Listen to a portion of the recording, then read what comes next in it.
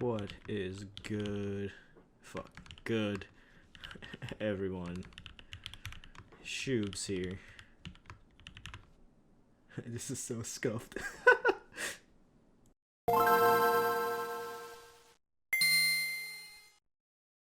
I just want to note that I was sent this board over for a honest review, but I was not paid for this review, and all thoughts and opinions are of my own. What is good, everyone? Shoobs here. Welcome to the conclusion of review week.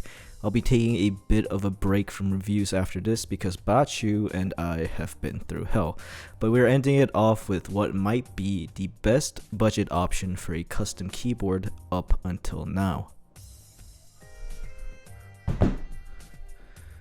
This right here is the QK65 from QWERTY Keys, which is a sister company of OwlLab that is focusing more on affordable and accessible keyboards. Before we start the review, I just want to give a quick shout out to some fellow content creators that covered this board already.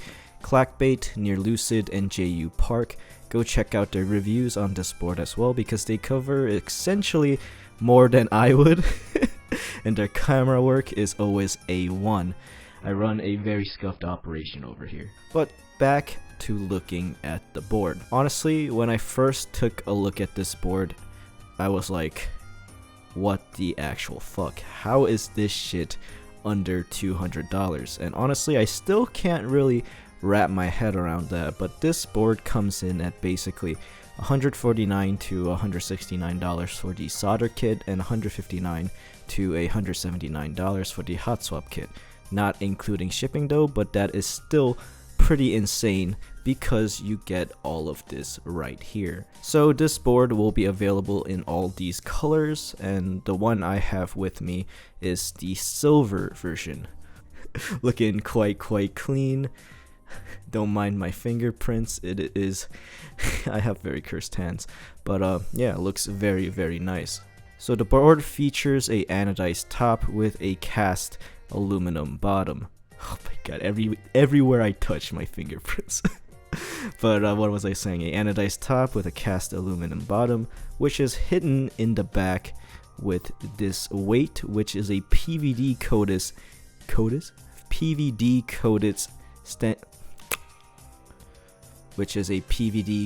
stainless steel. So this does have a heft of a pretty premium board.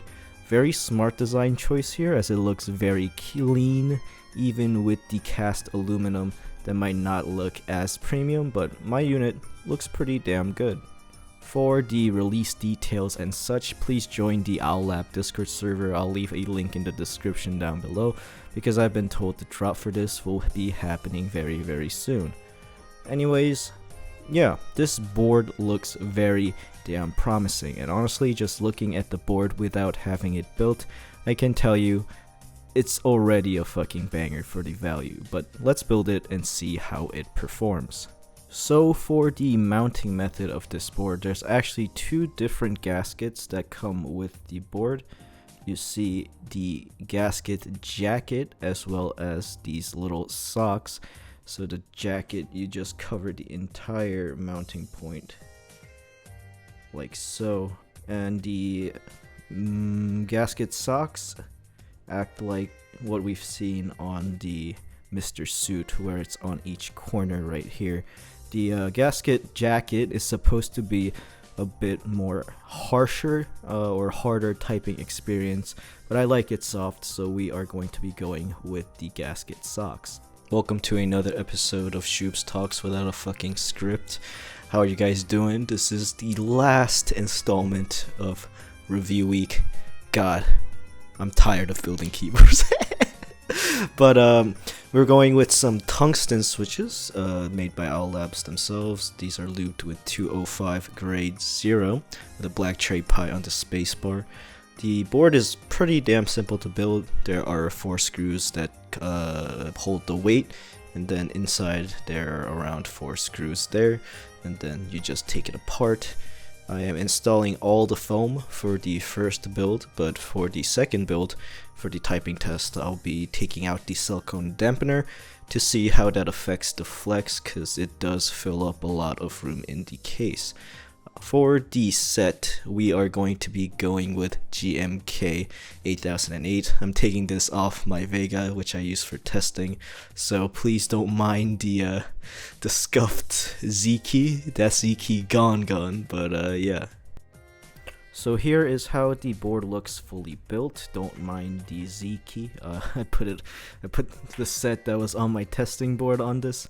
The Z key died because I has the one I use for testing, but the board looks very clean. Don't mind the fingerprints, my hands are cursed, but very simple, no branding anywhere, and this is a very minimal design. I actually am a huge fan of this, but let's see how this board types and feels.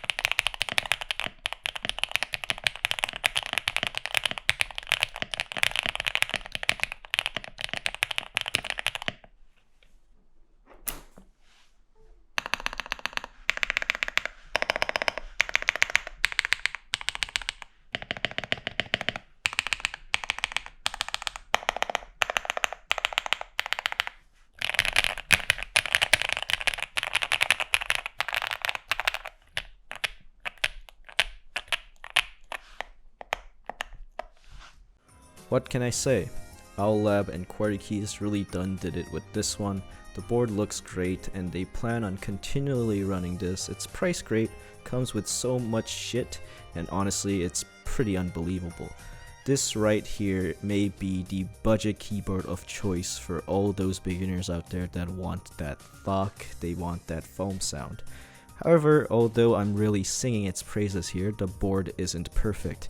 The one thing I noticed immediately about this board was its stiffness. Knowing Owllabs, I was expecting a super soft and flexy experience like I've seen on the Jelly Epoch and Mr. Suit, and although this board does have some flex and give and is nowhere near as stiff as some other entry boards, it definitely isn't a super soft experience.